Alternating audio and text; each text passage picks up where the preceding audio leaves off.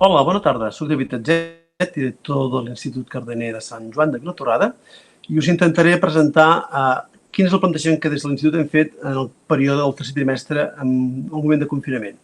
Però per poder fer una presentació i donar sentit al que us explicaré, m'agradaria primer que res presentar-vos una mica quin és el funcionament i el plantejament des de la personalització del aprenentatge que l'Institut Cardener ha vingut fent des del 2012.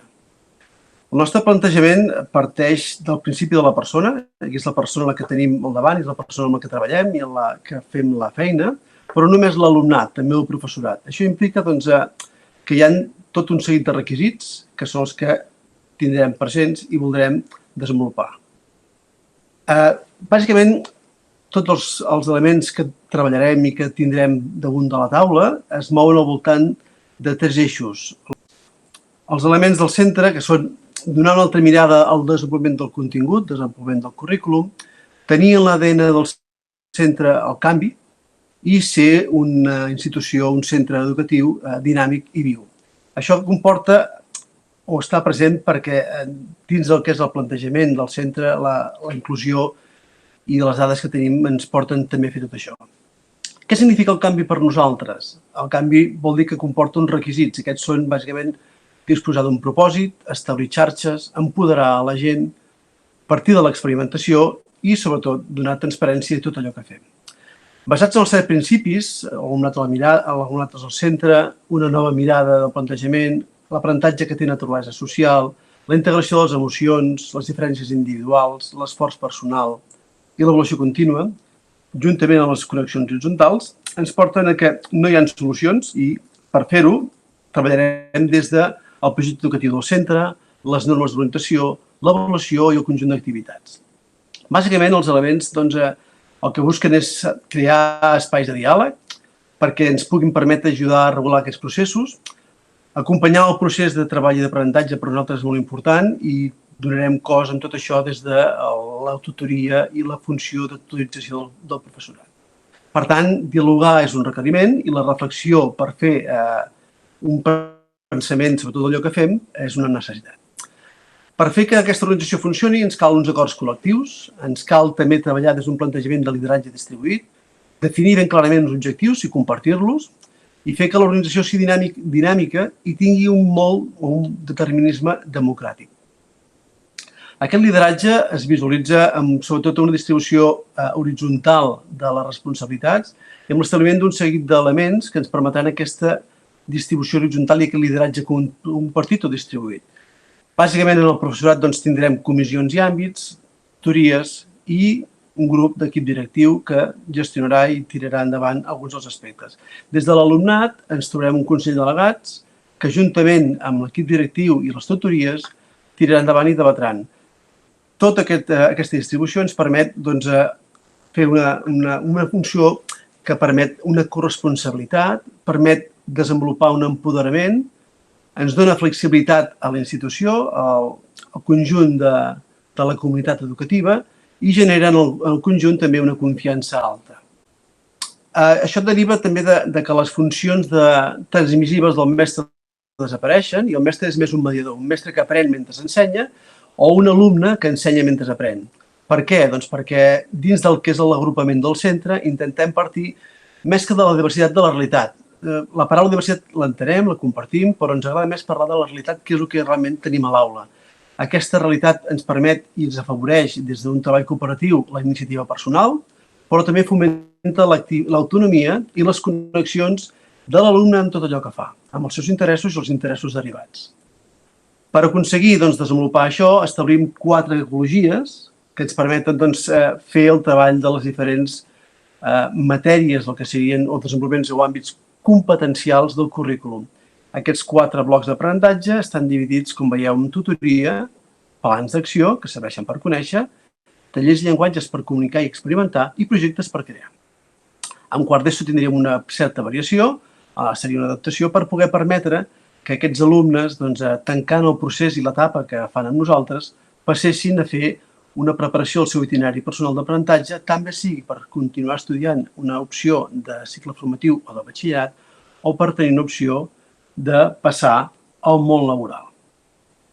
Tot això es plasma en un horari que és fàcilment visible, en el qual no es treballen en matèries concretes, sinó que tenim 4 franges que venen a representar les 4 ecologies que hem dit.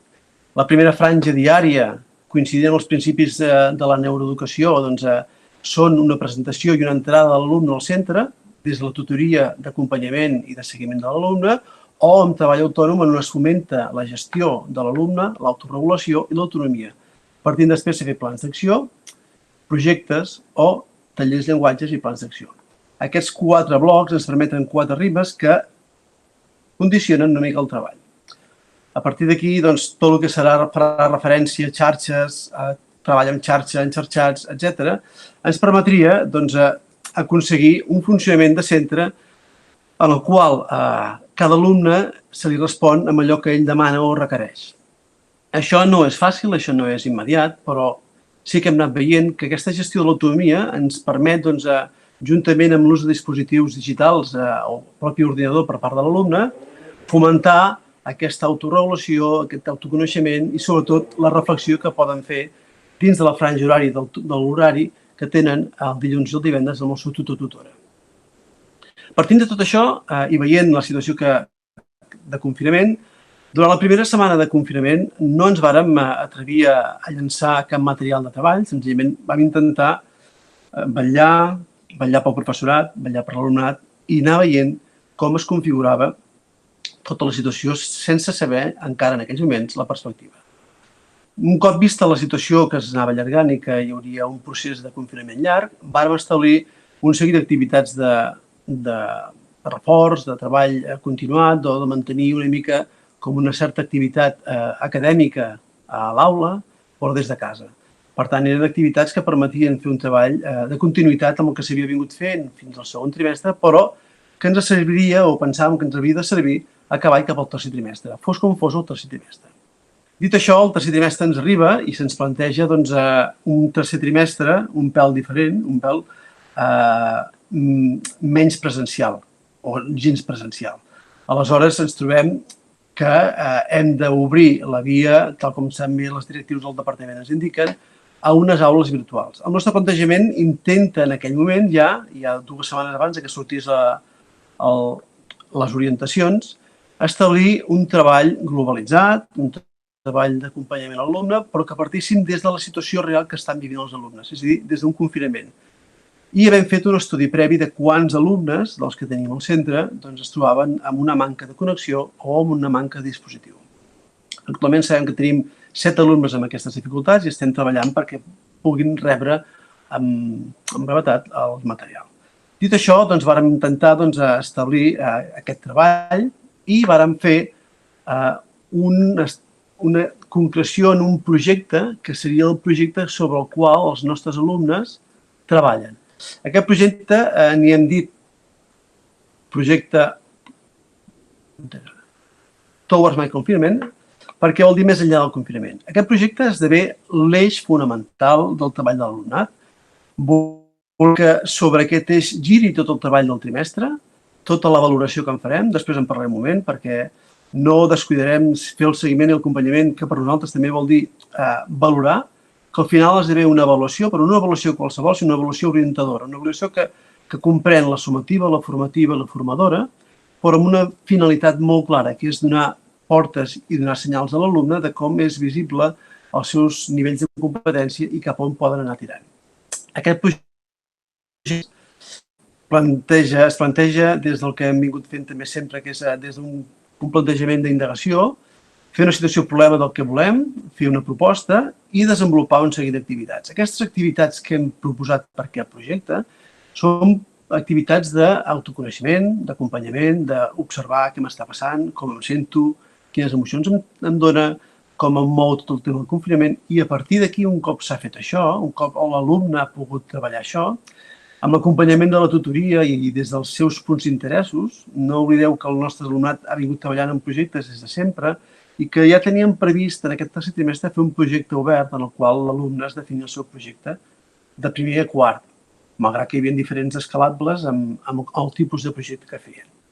Doncs bé, aquest projecte, un cop es planteja, l'alumne el desenvolupa seguint els 6 àmbits de competència establerts. 6 àmbits que estan recollits a partir dels diferents Padlets que el centre ha posat a l'abast de l'alumnat. Així, podeu veure que des d'aquest Padlet de confinament, que seria el Padlet contenidor de tot el material o dels accessos al material que té l'alumne disponible, tant si fa primer i tercer com si fa quart,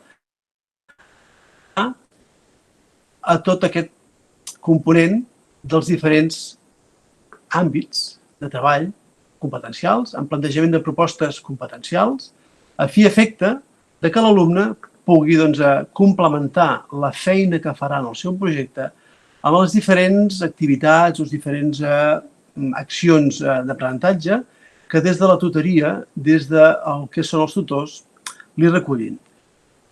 Tot aquest material que va fent el recull en un Padlet de confinament també l'alumne. És a dir, això no queda en un buit, sinó que el mateix alumne es recull o es anirà recollint totes aquestes activitats, reflexions, feines, accions en el seu Padlet contenidor. Padlet que s'anirà valorant i que anirà a tenir un seguiment d'acompanyament per part del tutorat, del tutor o tutora o del professor que el té.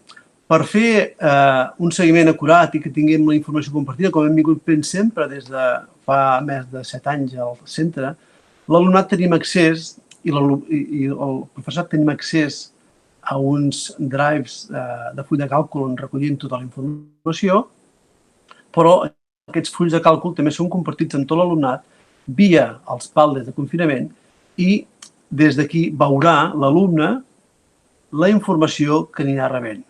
Informació que té dos nivells d'elaboració. Una és el tutor, que recull i que el vetlla cada dia, cada setmana, i que el va veient quina és la seva evolució que anirà valorant amb un indicador que pot indicar uns nivells de competència entre baix i alt i acompanyant-ho d'una valoració o un comentari qualitatiu. El conjunt d'informació que anirem rebent d'aquest alumne quedarà recollit en aquests fulls de càlcul, però es complementarà, és a dir, el tutor podrà anar acompanyant els diferents àmbits de competència a partir dels fulls de càlcul que rebrà de cada àmbit. Cada àmbit també tindrem un full de càlcul en el qual, a partir del Padlet de l'alumne que tenim visible aquí, que podem accedir amb certa facilitat, veurem quina és la feina que ja està fent el nostre alumne. Per tant, per exemple, en aquest cas, l'Eloi, un alumne de primer d'ESO, ja ha començat el seu Padlet, ja té els primers passos fets, ja està desenvolupant les preguntes de recerca i ja està fent les seves reflexions en un bloc de notes en el qual va recollir. I després anirà fent el seu treball en les diferents feines que se li vagin assignant des de la tutoria. Per tant, en aquest cas, el Toni Tubio, que és el seu tutor, anirà vetllant quin conjunt d'activitats, quines feines li orienta, quines feines li dona. I a la vegada també anirà recollint tota aquesta informació aquí. Tot això per què ho fem? Ho fem perquè som conscients de la situació i hem volgut mantenir la mateixa estructura de treball.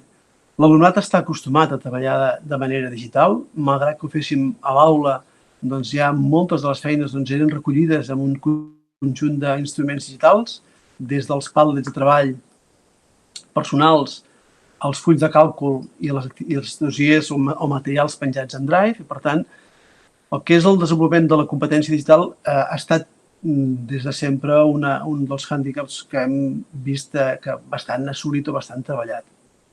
I que creiem que aquesta eina que tindrem damunt de la taula, juntament amb les activitats, permetrà que fem un seguiment el més acurat possible i que puguem anar valorant-lo també setmanalment. Això per què? Això perquè el professorat té un horari en el qual va podent-se trobar amb els seus alumnes, anar veient quines són les coses que l'alumne pot tenir dubtes, quins són els problemes que està trobant-se, i després fem 2 reunions setmanals de professorat. Una és l'assemblea dels dilluns, en els quals parlem d'aspectes organitzatius, de valoració, de seguiment, dels aspectes metodològics que estem seguint, com funcionen i com deixen de funcionar. D'aquí ha vingut que en les 4 últimes setmanes, les reunions que hem estat fent, han pogut permetre'ns generar tota aquesta estructura que us acabo de presentar. Però també tenim una segona reunió que es fa els dimecres, en la qual fem un seguiment i un acompanyament, com ja hem vingut fent sempre també, de quines són els punts forts, punts febles de cada alumne, i en els quals cada tutor o tutora li permet fer una valoració de com està veient els seus alumnes. Això, veient ja com s'ha mogut la primera setmana del tercer trimestre, hem vist que hi ha diferents ritmes, diferents moments per part de l'alumnat, però que sí que podem copsar que hi ha hagut una ràpida adaptació al que és l'estructura digital, potser també afavorida per la primera fase de treball que vam fer, que eren uns materials de mantenir una continuïtat fent el salt del presencial al virtual, i que l'alumnat cada vegada està fent una mica més de gestió de la seva autonomia. Amb això som conscients i veiem, ho estem veient per les dades que tenim i per la informació que ens arriba, que hi ha encara certes dificultats, encara hi ha certs problemes a l'hora de poder tancar processos perquè la situació personal de cada alumne va variant i no és estable. Per tant, sí que aquell plantejament inicial de que totes les funcions metodològiques del treball del tercer trimestre i la valoració que en farem per obtenir un resultat a final de curs de quins alumnes o en quin nivell de competència està cada alumne, serà molt important poder fer aquest seguiment i poder tenir aquesta informació i que les tutories puguin gestionar tota aquesta informació. Informació que no queda només a la trobada entre alumnes i professorat tutor, sinó que també es fa juntament amb famílies. És a dir, també estem obrint tota la via de tutories individuals, a les quals, quan el tutor individual es troba amb un alumne, doncs aquesta feina es fa complementàriament amb la família.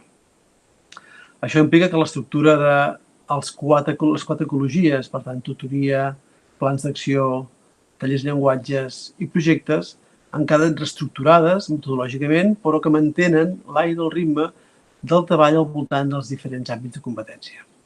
I amb això, doncs, veurem i anirem valorant què està passant. I no ens tanquem, com no hem fet mai. De fet, abans ho deia que en l'ADN del nostre centre hi ha hagut sempre el canvi, que a mesura que anem avançant, doncs, totes les activitats es aniran revisant, es aniran actualitzant i es aniran visualitzant. De la mateixa manera que anirem veient com es fa la valoració i anirem veient com és el contrast d'aquesta valoració que podem fer d'aquest període de confinament juntament amb el contrast de la informació o de l'avaluació que vàrem fer de primer i segon trimestre. Que com a resultat, quan se'ns demani, podem fer el tancament del trimestre i el tancament del curs. Per tant, sí que creiem que això pot ser un element important de tenir present. Per tancar una mica, a modus de resum, dir que el plantejament d'aquesta estructura del tercer trimestre busca i ha buscat en tot moment la inclusió. En cap moment les activitats han pogut ser exclusives de quin és el nivell de capacitat o d'autonomia de l'alumnat. Per això l'acompanyament és, des del primer dia, un eix personal o molt important. Hem intentat també que hi hagi una progressivitat a mesura que anem avançant les setmanes. Sobretot és una cosa que es visualitza molt amb el que faria referència amb els quarts d'ESO. Principalment aquests alumnes estaran tancant una etapa i la seva preocupació ja ens l'han fet arribar i ens l'han manifestat per activa i per passiva. I aquest tancament d'aquesta etapa no la podem fer de qualsevol manera, no la podem fer sense tenir present quins són aquest estat d'ànim de l'alumnat. Som conscients d'aquesta dificultat i som conscients del perill que implica de cara a la continuació de l'any següent. I per últim, tot el que fa referència també, sense oblidar tota aquesta feina, al professorat. Quan parlava que dins del procés de personalització del centre tenim en compte les persones, és a dir, alumnat i professorat. Tot això que us acabo d'explicar, que fa referència a la feina que estarem fent amb l'alumnat, no ens pot deixar de banda, no ens pot fer oblidar que qui està tirant endavant tot això és el professorat i que els aspectes metodològics han intentat tenir en compte o tenir molta cura de que tot aquest acompanyament que fem amb l'alumnat també sigui fet amb el professorat. Per tant, estem dedicant també molt de temps i esforços a que això sigui així i sigui una realitat. I no deixar això per una cosa ja com feta i ja normal, senzillament, i dediquem també l'esforç conseqüent. I amb això, poca cosa més, veureu que la majoria de materials estan fets sota un pàlet amb un domini de l'institut. No els podreu veure, però qualsevol dubte, qualsevol qüestió que em vulgueu preguntar o que vulgueu demanar, doncs sí que us la puc passar. No així el Towers, el material del projecte sí que està disponible. Passarem l'enllaç a la gent del departament i us posarem l'enllaç perquè podeu observar i podeu descarregar tot allò que vulgueu i desitgeu. Això res més, intentar doncs, que aquest període de finalització i aquesta valoració final de trimestre, final de curs, ens permeti doncs, a tots plegats doncs, acabar el curs i continuar amb un nivell doncs, una mica més tranquil i agradable per tothom. Bé, res més i ja ho sabeu, aquí ens trobareu a l'Institut Cardener. A veure.